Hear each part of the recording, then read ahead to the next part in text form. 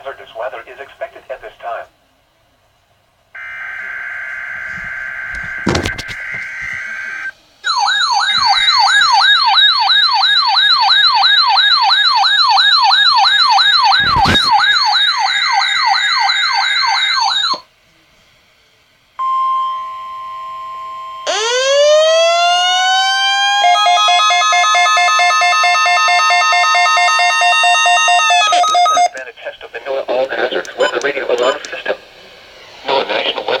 Normally conducts this test every Wednesday between 11:30 a.m. and noon. If there is a threat of severe weather, the test will be postponed until the next fair weather day. You will be informed between 7 a.m. and 11:30 a.m. each test day if the test will or will not be conducted. This test is conducted to give you the opportunity to ensure that your radio alarm system is in good working order. This has been a test.